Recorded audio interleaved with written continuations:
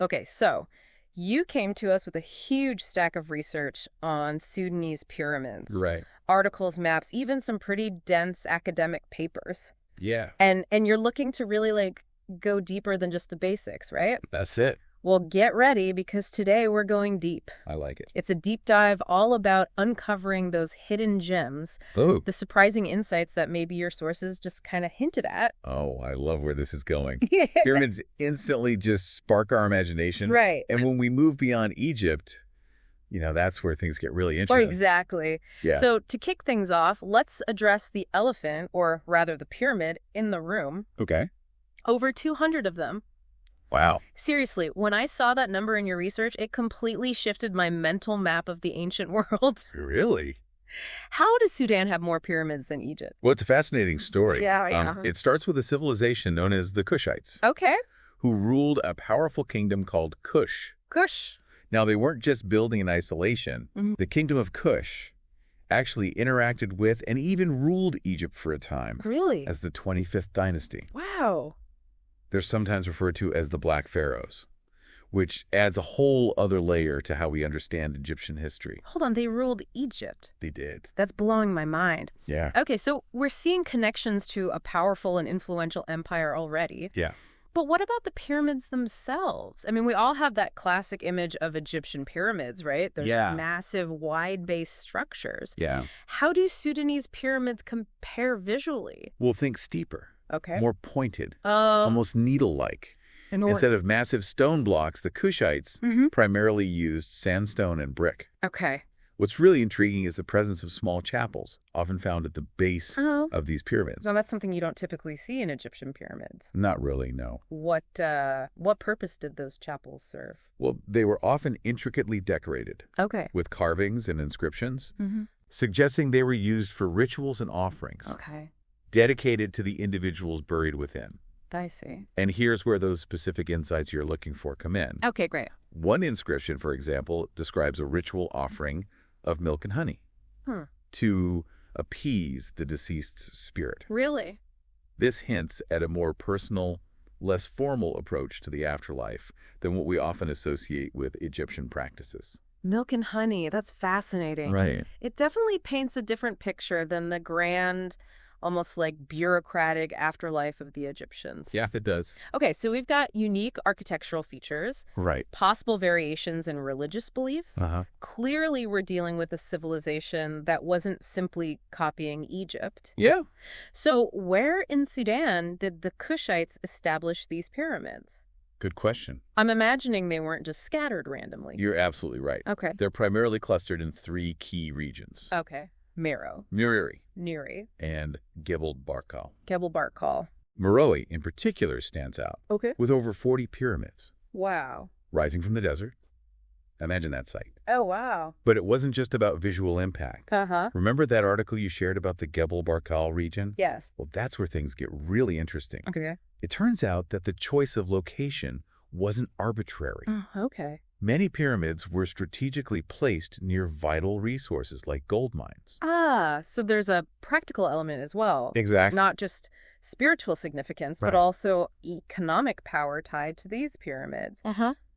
I'm seeing a pattern here. What's that? The Kushites were masters of blending practicality with their cultural and religious beliefs. Precisely. Yeah. And when you consider their trade networks, Okay. which stretched as far as India and the Mediterranean, by the way, Oh. you start to realize just how sophisticated this civilization truly was. Yeah. Remember we're talking about a period when their ironworking was so advanced? Yeah. You even find evidence of steel production centuries earlier than in Europe. Really? Imagine the weaponry and tools this allowed them to create. Wow. Steel production that early on. Yeah, I had no idea. it's pretty incredible. It completely changes my understanding of technological development in the ancient world. Yeah. But how do we even know when these pyramids were built? Good question. What kind of detective work goes into dating structures that are thousands of years old? Well, archaeologists use a range of techniques, Okay. and radiocarbon dating is key. Yeah. They can analyze organic materials, like wood or bone, Okay. found within the pyramids to pinpoint their age. So they're looking for like scraps of wood? Yeah, things like that. Okay. For example, the dating of a specific wooden beam found in one pyramid at Meroë. Okay. pushed back our understanding of Kushite rule by almost a century. That's incredible. It is. One wooden beam changing our entire timeline. It can happen. Talk about the power of a single artifact. Ex- But radiocarbon dating isn't the only tool in their arsenal, right? That's right. What other methods help them piece together the history of these pyramids? Well, stratigraphy is another crucial method. Stratigraphy. Think of it like reading the layers of a cake. Okay. Each layer in an archaeological site represents a different period. Okay, I see. By carefully analyzing those layers, we can understand the relative ages of the structures and artifacts found within.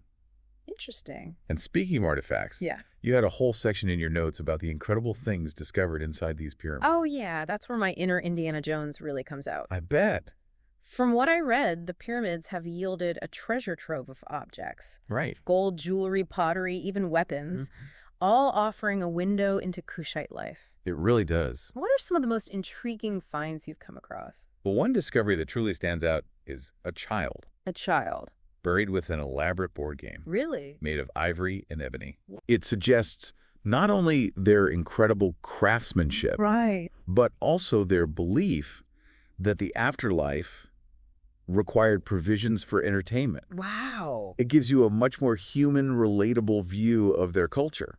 That's remarkable. It is. It paints such a vivid picture, doesn't it? Yeah. It's not just about grandeur and power, but also about the simple pleasures that transcend life and death. Exactly. So we've established that these pyramids were built by a powerful and sophisticated civilization Yes. with their own unique belief system Yeah. and architectural style. Right. But if they were so advanced, so influential, why aren't they as globally recognized as their Egyptian counterparts? That's a great question. That's a question that keeps popping up as I read through your research. I understand. Yeah. It's a complex question Okay.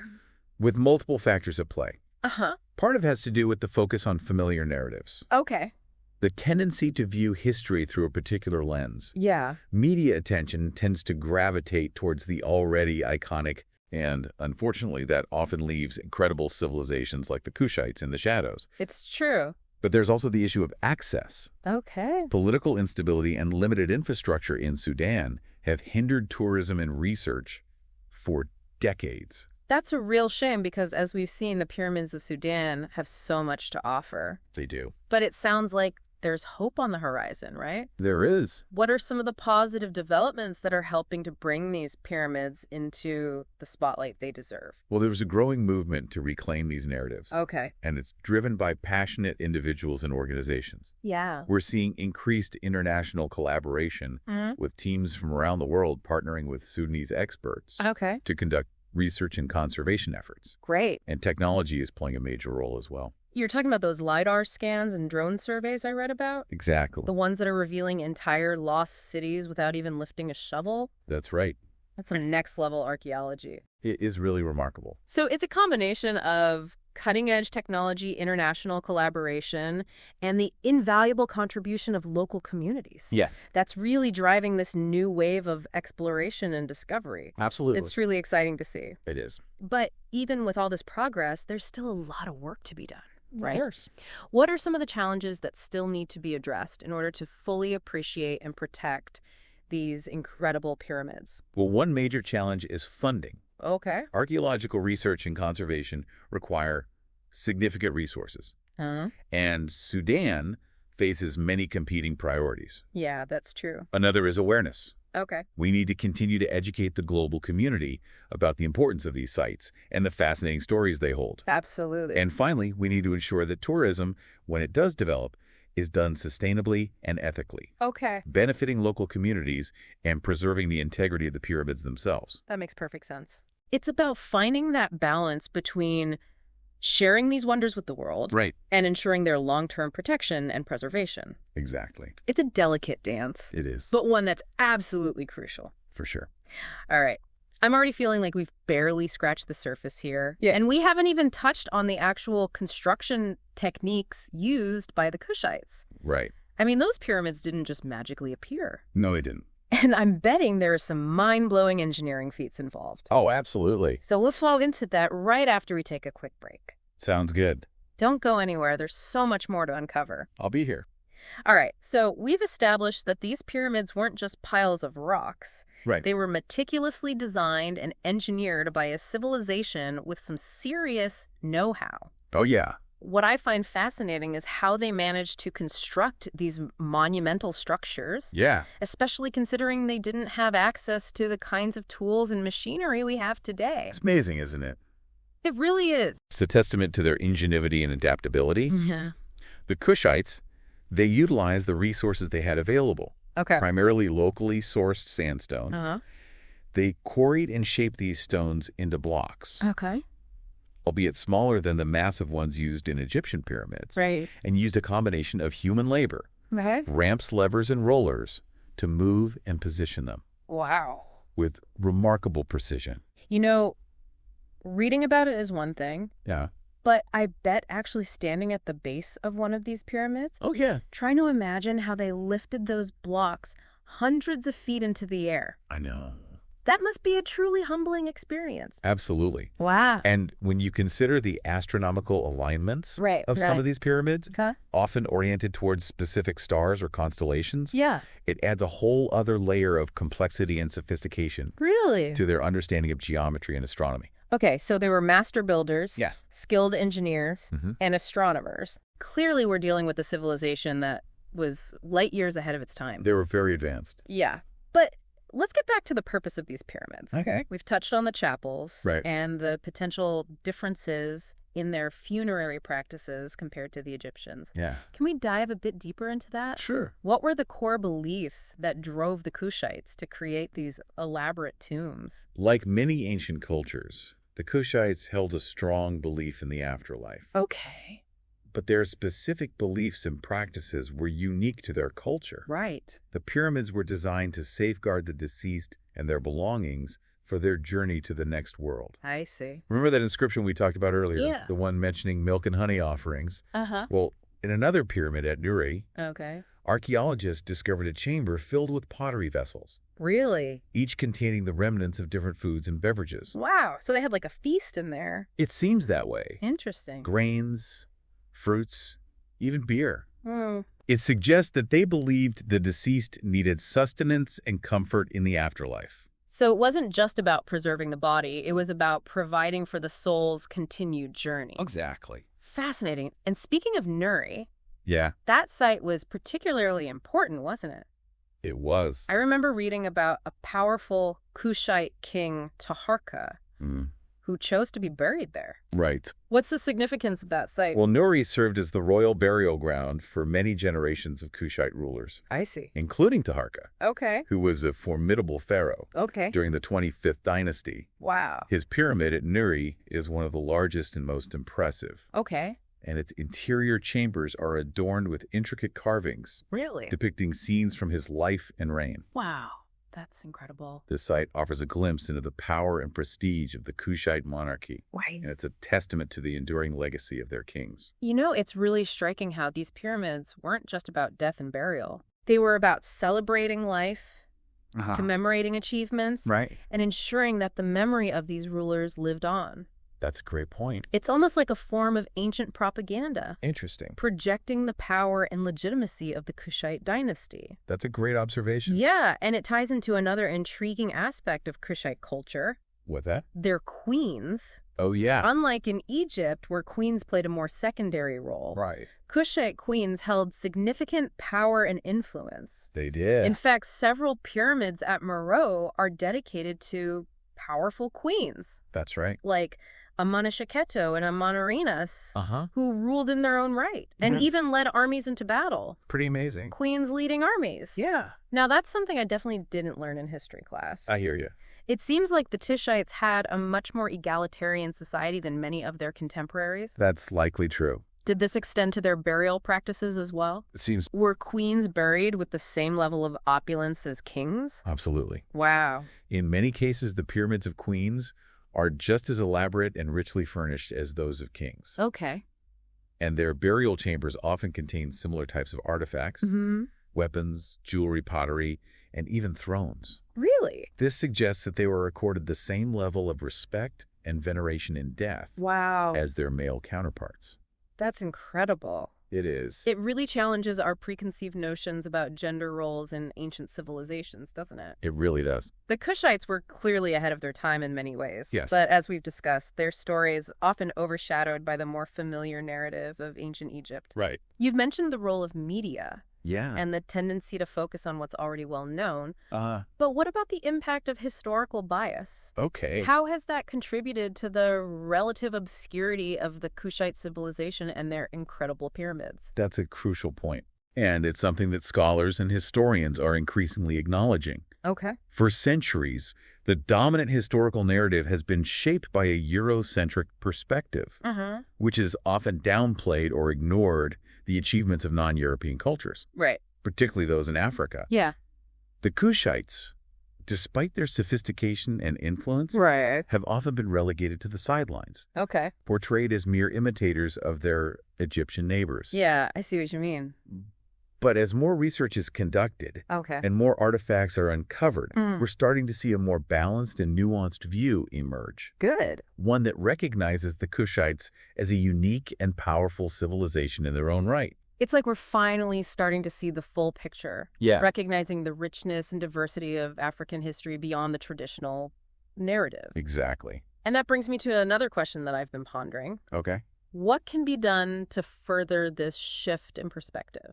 How can we ensure that the story of the Kushites and their pyramids reaches a wider audience Right. and gets the recognition it deserves?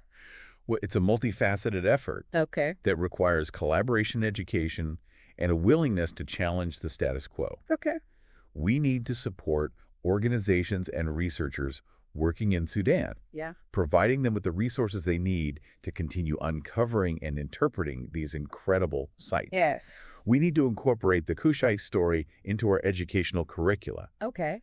teaching young people about the diversity of ancient civilizations Right. beyond the traditional Western canon. I like it. And we need to promote responsible tourism to Sudan, Okay. encouraging people to experience these wonders firsthand Yeah. while respecting the cultural heritage and supporting local communities. It's about amplifying the voices of those who have been silenced, Yes. shedding light on hidden histories, Uh-huh. and fostering a more inclusive and accurate understanding of our shared past. It's a monumental task, It is. but one that's absolutely essential. I agree. And speaking of monumental tasks, Yeah. let's talk about the actual construction of these pyramids.